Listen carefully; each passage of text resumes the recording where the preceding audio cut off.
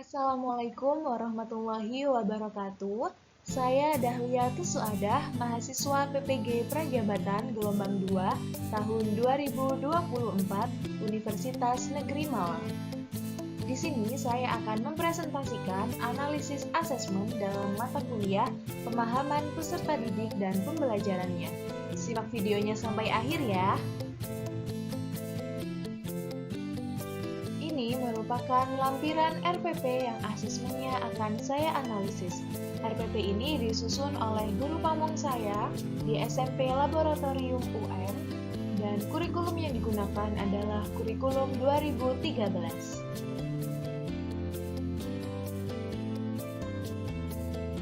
RPP ini merupakan RPP dari mata pelajaran Ilmu Pengetahuan Sosial kelas 7D di fase D.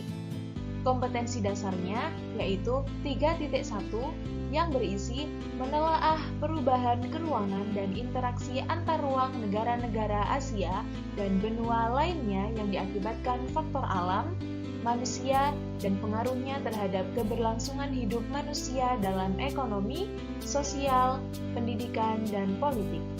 Tujuan dari pembelajaran ini adalah melalui model discovery learning, siswa dapat mengidentifikasi karakteristik benua Asia dilihat dari segi budaya dengan membuat laporan perjalanan virtual sesuai minat siswa. Materinya adalah karakteristik benua Asia. Di dalam RPP tersebut terdapat dua jenis asesmen yang digunakan, yaitu asesmen diagnostik dan asesmen formatif.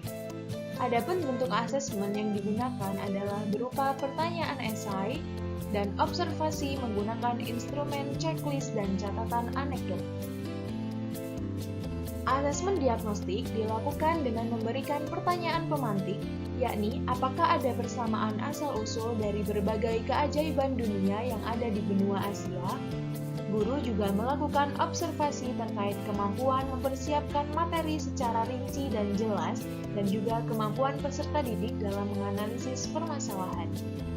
Pertanyaan pemantik dan observasi yang dilakukan oleh guru dapat membantu dalam memahami pengetahuan awal peserta didik, sehingga materi yang disampaikan dapat sesuai dengan tahapan perkembangan peserta didik kelas 7D.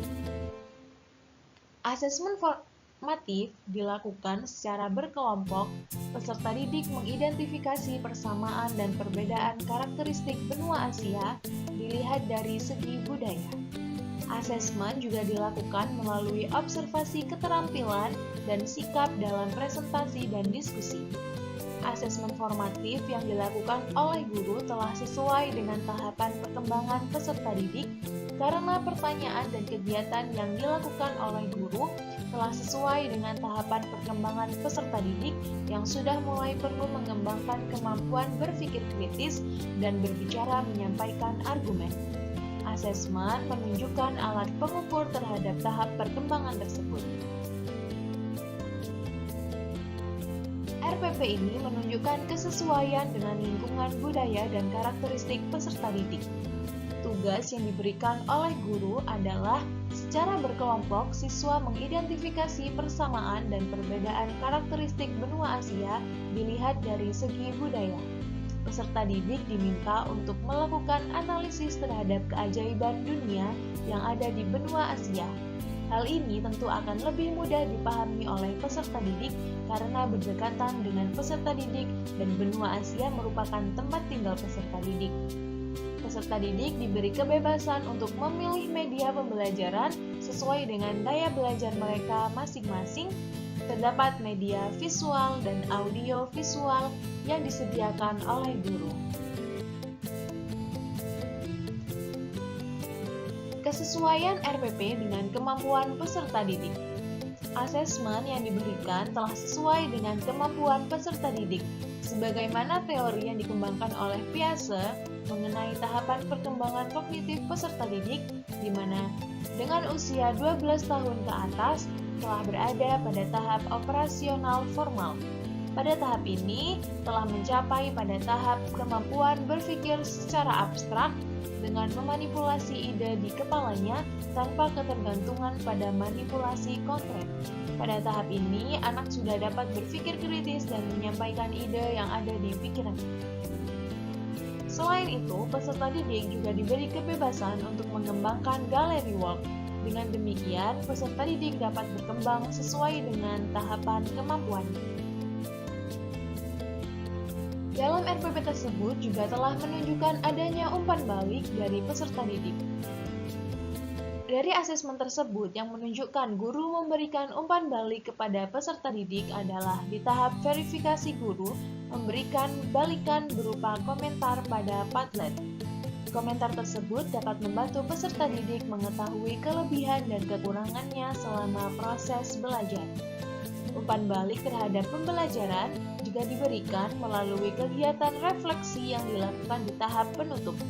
Dalam tahap penutup ditunjukkan bahwa guru beserta peserta didik merefleksikan pengalaman belajar pada hari itu dan menyimpulkan materi yang telah dipelajari. Refleksi tersebut adalah ruang bagi peserta didik untuk memberikan umpan balik sehingga dapat dijadikan masukan oleh guru untuk pembelajaran berikutnya. Jika saya menjadi seorang guru, untuk memaksimalkan efektivitas asesmen, saya akan melakukan dua hal. Dalam asesmen diagnostik, dapat dilakukan dengan meminta seluruh peserta didik menjawab berupa argumen tertulis. Karena ketika asesmen diagnostik dilakukan secara lisan, maka akan kesulitan dalam mengukur kemampuan seluruh siswa karena membutuhkan waktu yang lebih lama. Dengan menggunakan cara ini, maka guru dapat memperkirakan pembelajaran yang lebih sesuai dengan level kemampuan peserta didik. Yang kedua, asesmen formatif dapat dilakukan dengan menyusun asesmen yang lebih sesuai dengan tujuan pembelajaran. Karena salah satu tujuan asesmen adalah untuk mengukur ketercapaian tujuan pembelajaran. Asesmen juga dapat disusun agar peserta didik lebih mengenal budaya di sekitarnya, agar mereka lebih mudah dalam memahami materi karena materi lebih konkret. Sekian presentasi dari saya. Terima kasih. Wassalamualaikum warahmatullahi wabarakatuh.